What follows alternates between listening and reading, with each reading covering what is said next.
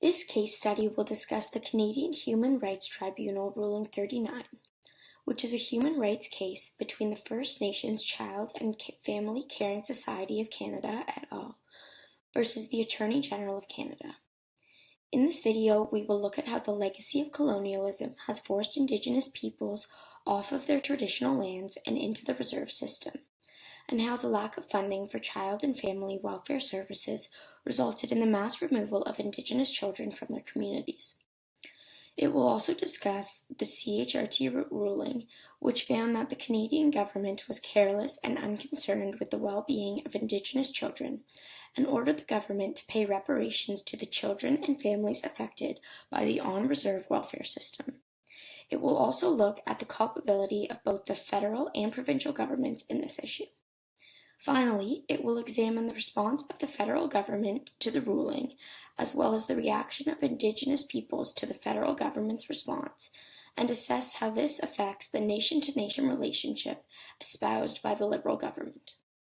In 2007, the Assembly of First Nations and the First Nations Child and Family Caring Society of Canada filed a complaint with the Canadian Human Rights Commission under the Canadian Human Rights Act, stating that Canada's failure to ensure equitable and culturally based child and family services for First Nations amounted to discrimination on the basis of race and national ethnic origin. They asserted that the underfunding of on-reserve welfare services resulted in the mass removal of Indigenous children from their families and communities, which is reminiscent of the residential school era. In 2019, CHRT 39 was released, which details the findings and remedies of the tribunal. The purpose of this ruling was to determine the amount of money that the federal government would be ordered to pay in reparations for the children and families affected. The dispossession of First Nations land by European settlers relegated First Nations communities to reserves, which are often a fraction of their traditional lands or selected due to their remote location and limited access to natural resources. In the 1950s, the provinces and territories assumed responsibility for child welfare services on reserves. Funding mechanisms in place encouraged the removal of children from their homes because while the federal government was willing to pay for child in-care costs, there was considerable resistance by both the federal and the provincial governments to support preventative services. Jurisdictional responsibility for child welfare is intensely contested, with both the federal government and the provincial and territorial governments essentially trying to shift the responsibility for Aboriginal child services to the other level of government. The most profound impact of the lack of clarity relating to jurisdiction is the gaps that are created in services and funding, which results in suffering of First Nations children. The social conditions on the reserves display the historical and political neglect of Canada towards Indigenous peoples. The legacy of residential schools can be seen in the child welfare policies and the fact that more Aboriginal children are removed from their families today than attended residential schools in just 1 year. Aboriginal groups have long argued that not only is the amount of funding inequitable, but also the funding structure shows a preference for taking Aboriginal children into care off reserve rather than providing supports that would allow them to remain safely with their parents.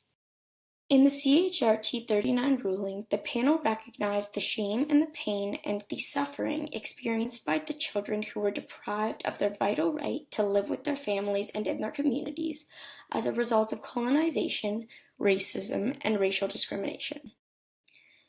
The ruling acknowledges the great suffering that First Nations people have endured as victims and survivors of Canada's discriminatory practices, and asserts that the unnecessary removal of children from their homes, families, and communities qualifies as a worst-case scenario, and thus orders the federal government to pay $40,000 in reparations to each child, which is the maximum amount allowed. The panel asserts that Canada knowingly failed to readdress its discriminatory conduct and thus directly and consciously contributed to the suffering of First Nations children and their families. Their egregious conduct is even more disturbing given Canada's access to evidence-based solutions that it ignored or implemented in an inadequate fashion. The federal government recently requested judicial review of the tribunal's ruling. The government is looking to have the decision be set aside and their demand for monetary compensation be dismissed. Despite what these actions portray, Prime Minister Justin Trudeau states that he agrees with many of the tribunal's findings, including that victims should be compensated, but that the government needs more time to have discussions with partners, communities, and leaders to ensure that they are getting the compensation right.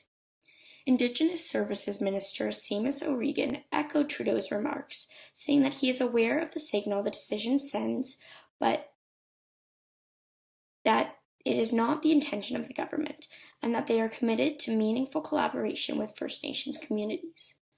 He states that the request for judicial review is not because of the associated cost, but to ensure that the money will compensate the victims and families in the right way.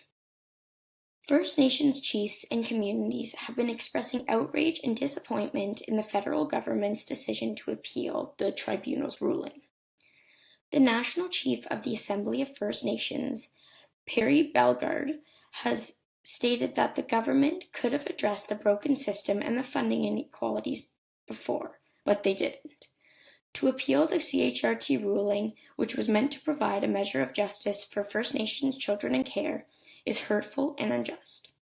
In addition, many communities have expressed their discontent with the federal government's decision.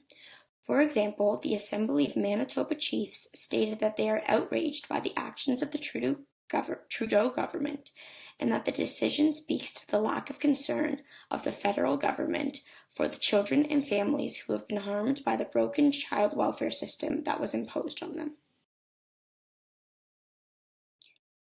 The Liberal government asserts that it is committed to achieving reconciliation with Indigenous peoples through a nation-to-nation relationship that is based on recognition of rights, respect, cooperation, and partnership.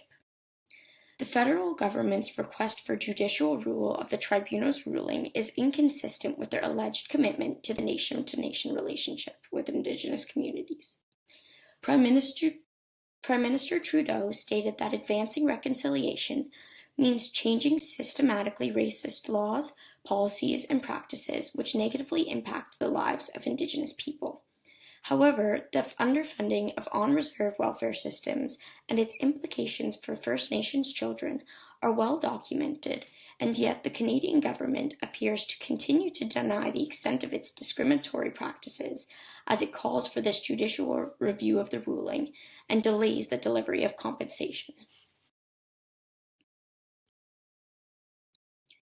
Within the nation-to-nation relationship, the federal government and Indigenous leaders and communities discuss the inherent right of Indigenous people to self-governance. The Government of Canada, alongside the Indigenous peoples of Canada, are working to undo the imposed systems of governance in favor of Indigenous self-governments. As Indigenous self-governments are implemented, they will gain the ability to control their own welfare systems, which would ensure that children are treated in accordance with the appropriate traditions and would reduce the number of Indigenous children in foster care systems, as there would be no need to remove children from their communities. Provincial legislation continues to guide all child welfare agencies in Canada, which makes it difficult for Indigenous communities to regain control over the care of their children and families.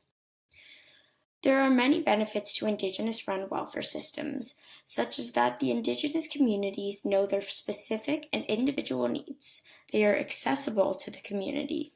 They have culturally sensitive workers and have the ability to implement the use of traditional Indigenous healing customs.